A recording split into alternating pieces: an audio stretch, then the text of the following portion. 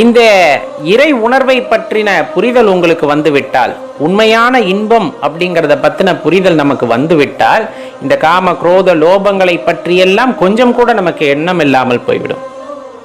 இந்த காமத்திலே திளைத்திருக்கிறவர்கள் கூட சிவனுடைய அன்பின்பால் ஈர்க்கப்பட்டு விட்டால், அந்த உண்மையான அன்பை அவர்கள் அனுபவித்து விட்டார்கள் என்றால், இந்த சிற்றின்பத்திற்கெல்லாம் அவர்கள் வாழ்க்கையிலே இடம் இருக்காது எப்போவுமே. ஏன்னா பேரின்பத்தை அனுபவிக்கும் போது இந்த சிற்றின்பம் அவர்களுக்கு பெரிதாக தோன்றுவதில்லை. அப்ப நம்ம ஏதோ ஒரு விதத்துல ஒரு தீய எண்ணங்களால சூழப்பட்டிருக்கின்றோம். நம்ம வாழ்ந்த சூழ்நிலைகள் அவ்வாறு இருந்திருக்கலாம். அதனால நம்ம சிவபெருமான் மீது வைத்த பக்தி பொய்யாகி விடுமா அப்படின்னா கிடையாது.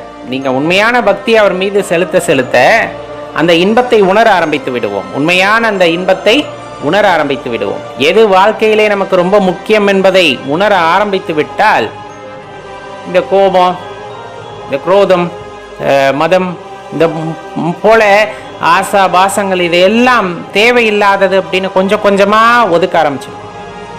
அதுதான் புடுங்கி எறிதல் அப்படின்னு சொல்லுது. வேரோடு புடுங்கி எறியுங்கள் அப்படின்னா நம்ம செடிய மாதிரியெல்லாம் இல்லை, அப்படியே கொஞ்சம் கொஞ்சமா அதை அசைச்சு அசைச்சு நம்ம மனசுல அந்த எண்ணங்கள் எதுவுமே இல்லாமல் அதை வெளியேற்றி விடுவது. எப்ப இது முடியும் அப்படின்னா, உண்மையான பக்தியின் சாரத்தை நாம் உணர்ந்து கொண்டால், அந்த பக்தியை முழுமையாக நான் அனுபவிக்க வேண்டும் என்ற எண்ணம் நமக்குள் வந்துவிட்டால், இது அனைத்தும் சாத்தியமே. இது அனைத்தும் சாத்தியமே. சாத்தியம் இல்லாமல்லாம் போகாது.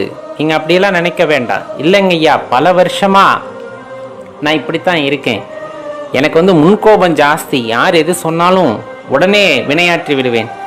எப்படி இருந்தாலும் பக்தி என்பது உங்களுக்குள் வந்துவிட்டால், சிவனாகப்பட்டவர் உங்களை ஆட்கொண்டு விட்டார் என்றால், நீங்கள் எப்படி முன்கோபம் கொண்டவராக இருந்தாலும், இல்லை பல விஷயங்கள்ல தீய எண்ணங்கள் மேலோங்க பெற்றவராக இருந்தாலும், எல்லாம் ஒரு நொடியில அசைச்சு பார்த்துருவார். அவர் ஆட்கொள்றது அப்படிங்கிற அந்த நேரம் தான் நமக்கு தெரியாதே தவிர, அவர் ஆட்கொண்டு விட்டார். அவர் நம்மை அடியார் கூட்டத்திலே சேர்த்து கொண்டால், உன்னிடம் இருக்கின்ற எந்த தீய குணங்களும் அதற்கப்புறம் மேலோங்காது. ஏன்? இறைவனை பற்றியே எண்ணிக்கொண்டிருக்கின்ற சமயத்திலே அந்த எண்ணங்களுக்கெல்லாம் ஏது வேலை? இறைவனை பற்றியே பாடிக்கொண்டிருப்போம், இறைவனை பற்றியே சதா பேசி கொண்டிருப்போம், இறைவனை பற்றியே புகழ்ந்து பேசி கொண்டிருப்போம், அவருடைய அந்த திருவிளையாடல்களை பற்றியே சிந்தித்து கொண்டிருப்போம். நாம் வாழ்க்கையிலே அவர் செய்த அற்புதங்களை பற்றி எண்ணி பார்த்து கொண்டிருப்போம். இந்த பிரபஞ்ச இயக்கம் எப்படிப்பட்டது, இதற்கு யார் காரணம் என்றெல்லாம் யோசிக்க ஆரம்பிப்போம். இந்த மாதிரி நம்முடைய எண்ணங்கள் எல்லாம் திசை மாறுகின்றன. அப்படிங்கும் போது எந்த இடத்துல உங்களோட தீய குணம் மேலோங்கும்?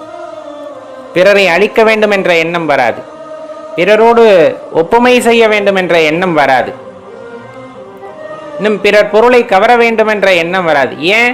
என் மனசு ஃபுல்லா எங்க போயிடுது அப்படின்னா, இறைவன் பால் சென்று விட்டது. அவரின் அன்பை முழுமையாக அனுபவிக்க வேண்டும் என்ற எண்ணத்திற்குள் சென்று விட்டது.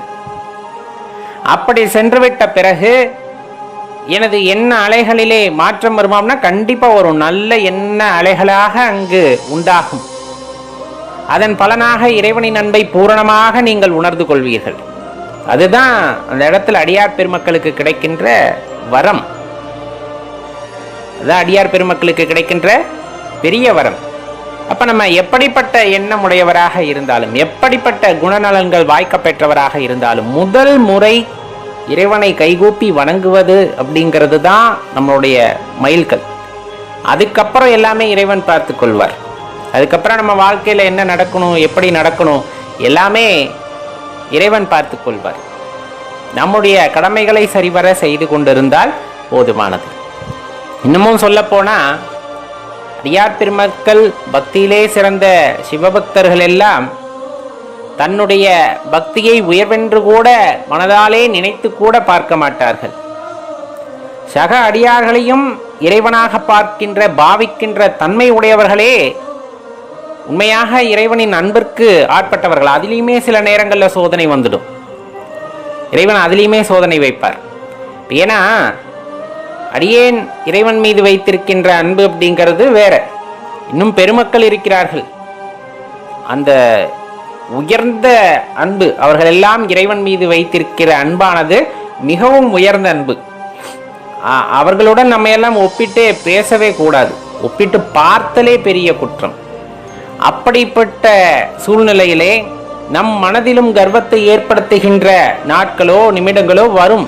சில நேரங்களில் இறைவனுடைய பரீட்சை அதெல்லாம்.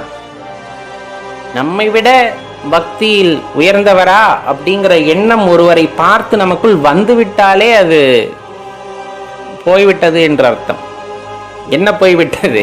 நம் பரீட்சையில் தோற்றுவிட்டோம் என்ற அர்த்தம். அந்த எண்ணம் எப்பொழுதுமே வரக்கூடாது. ஏன்னா பக்தியில் புகழுக்கு ஆசைப்படக்கூடாது. பக்தி வந்துட்டா அன்பின் மீது நாட்டம் செல்ல வேண்டுமே தவிர அதன் மூலமாக கிடைக்கின்ற புகழுக்கு அடிமையாகிவிடக்கூடாது. அந்த புகழுக்கு ஆசைப்பட்டால் பக்தியில் நம்மால் நீடித்திருக்க முடியாது. அந்த இறைவனின் அந்த அன்பை நம்மால் உணர்ந்து கொள்ள முடியாது. இது நிதர்சனமான உண்மை. இது யாராலும் மறுக்க முடியாது.